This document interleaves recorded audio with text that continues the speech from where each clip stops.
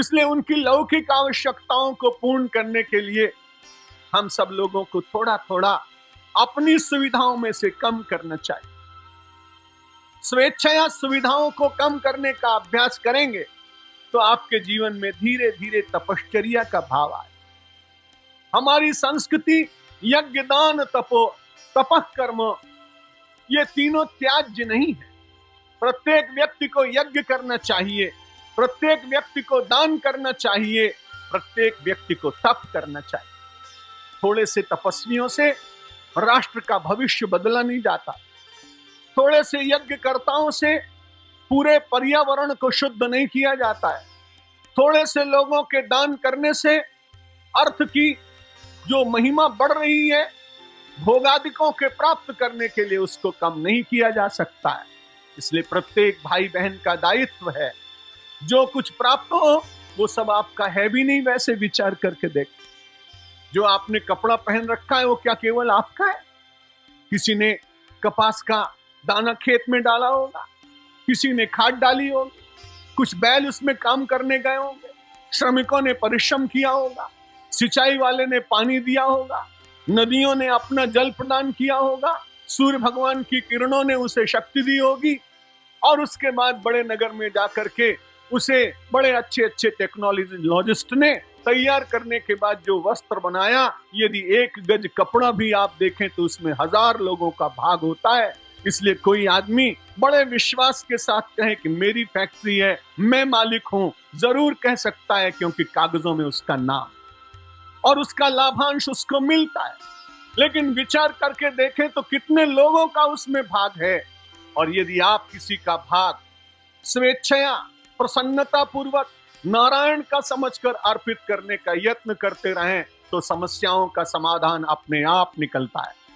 और यदि संपूर्ण अधिकार अपना कोई रखने का यत्न करता है तो आक्रोश जागता है, विद्रोह जागता है, शोषण के प्रति मानव के मन में अंगड़ाई लेता है विचार। और उसके बाद कभी कभी केवल सात्विक क्रांतियां नहीं होती, कभी कभी कोई देश रक्त क्रांति के लिए बाध्य हो जाता है। श्रीमद् भागवत की पावन कथा इसीलिए रोज आपको संदेश देती है कि सब जगह भगवान का दर्शन कीजिए, और दर्शन करते हुए सबसे बड़ा शत्रु मेरा और आपका है अहंकार और ममता। न ममेति, जो कुछ मिला है सब मेरा ही नहीं है, ये तो मूल रूप से परमात्मा का है, और उसके बाद अपने परिवारी स्वजनों का है, नगरजनों का है, राष्ट्र के नागरिकों का है, प्रकृति की कृपा का है, और अनाम अगोचर देवताओं का है। इसलिए थोड़ा सा भाग उसमें से रोज निकालिए, कम से कम निकालिए। ज्यादा से ज्यादा की बात कोई स्वीकार नहीं करेगा। और यदि आपने थोड़े से थोड़ा भी धर्म का पालन किया, प्रसंग तो दूसरा है श्रीमद् भगवत गीता का, लेकिन वो पंक्ति यहां भी लग सकती है, स्वल्पमप्यस्य धर्मस्य त्रायते महतो भयात्। मनुष्य को बहुत बड़े भय से बचना हो तो धर्म का छोटे से छोटा आचरण कीजिए। प्रातः काल उठकर अपने छोटे बच्चों को सिखाइए माता पिता के चरण स्पर्श करें।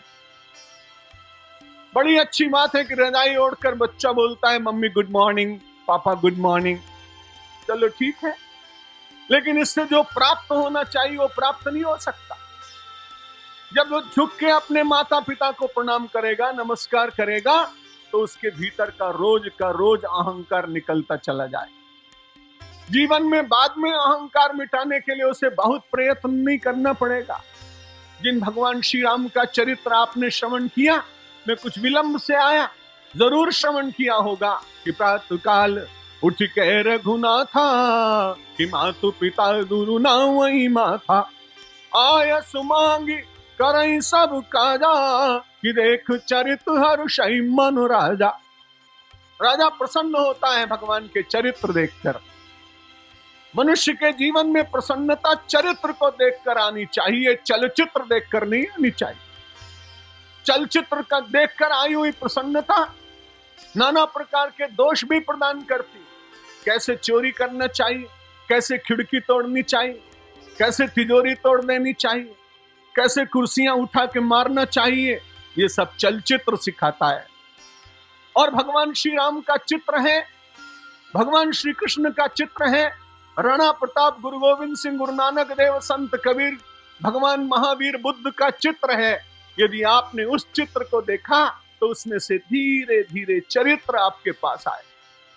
चित्र में इतनी सामर्थ्य है कि चरित्र को शुद्ध करता है, चलचित्र बिगाड़ रहा है।